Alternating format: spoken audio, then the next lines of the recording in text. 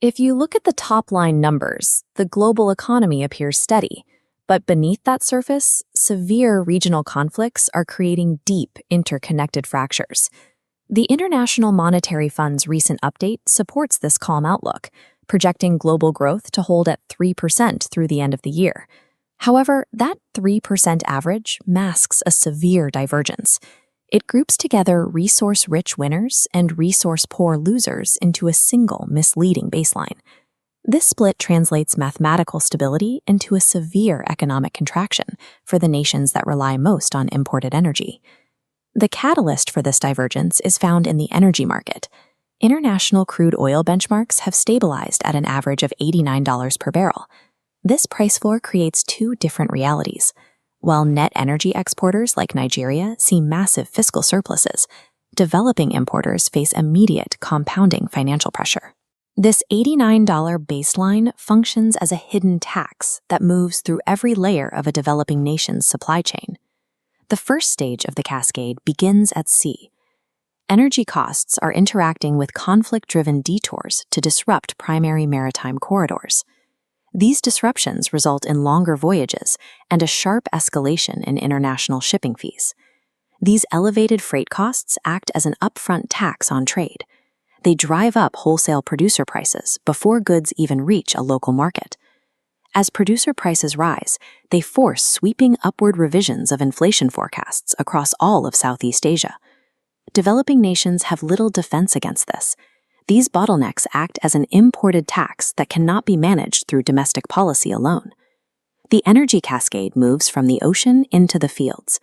Producing chemical fertilizer requires continuous fossil fuel inputs, making agricultural costs inseparable from oil prices. With energy prices high, fertilizer costs have reached levels that force many agricultural nations to reduce their usage. This timeline shows the direct relationship between fertilizer and food. Because of the lag in crop growth, the current drop in fertilizer usage leads to reduced grain harvests later.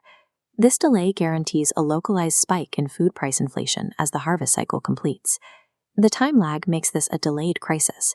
Today's energy shortage becomes tomorrow's food security struggle. To shield their citizens from these rising costs, CEFO governments in developing Asia are maintaining broad-based fuel subsidies for consumers. The trade-off is severe. By absorbing the cost of $89 oil, these states are rapidly widening their national fiscal deficits. The Asian Development Bank has already responded by lowering the region's growth outlook from 5.5% to 4.9%. This creates a dangerous loop. Spending state funds to subsidize imported oil drains the capital reserves needed to manage the upcoming food crisis. This is a policy trap, prioritizing short-term relief while increasing the risk of long-term economic damage. The IMF's 3% global growth baseline is increasingly at odds with the deteriorating fiscal health of many developing economies. Financial analysts are now urging these governments to move away from broad-based fuel subsidies.